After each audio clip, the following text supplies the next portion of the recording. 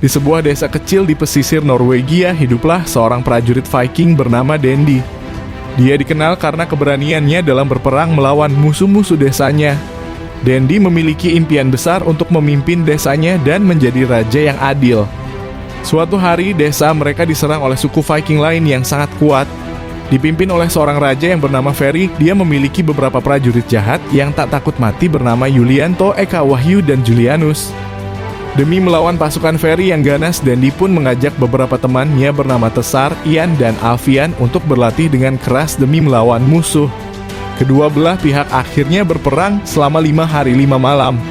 Dalam pertempuran yang sengit, Dendi menunjukkan keahlian tempur yang luar biasa dan berhasil mengusir musuh-musuh desanya. Keberaniannya membuatnya dihormati oleh penduduk desa dan dipandang sebagai pemimpin yang berkarisma. Setelah berhasil menyatukan suku-suku Viking di pesisir Norwegia, Raja Dendi bersama pasukannya memutuskan untuk menjelajahi lautan yang belum terjamah. Namun, sebuah badai dahsyat menghantam armadanya dan raja beserta pasukannya terdampar di sebuah pulau yang tidak berpenghuni. Di pulau itu mereka menemui hutan lebat dan gunung-gunung yang menjulang tinggi.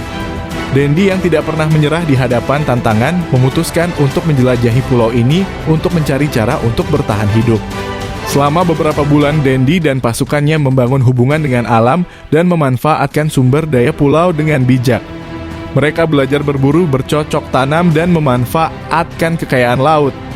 Setelah setahun berpetualang, akhirnya Dendi dan pasukannya berhasil kembali ke tanah kelahirannya di pesisir Norwegia.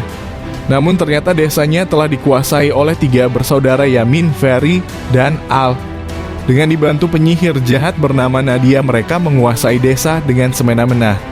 Dendi pun akhirnya menghubungi teman baiknya Irfan dan penyihir baik bernama Muni. Mereka pun akhirnya berunding menyusun rencana untuk mengalahkan Yamin bersaudara. Pertempuran pun akhirnya tidak terelakkan. Dendi dan pasukannya bertempur hidup dan mati dengan gagah berani hingga akhirnya memenangkan perang tersebut. Akhirnya, dengan visi dan kepemimpinan yang kuat, Dendi berhasil kembali menyatukan beberapa suku Viking di sekitarnya di bawah bendera desanya. Ia tidak hanya menjadi raja desa, tetapi juga raja yang dihormati oleh banyak suku Viking. Kerajaannya tumbuh menjadi kekuatan yang patut diperhitungkan di pesisir Norwegia dan melegenda hingga kini.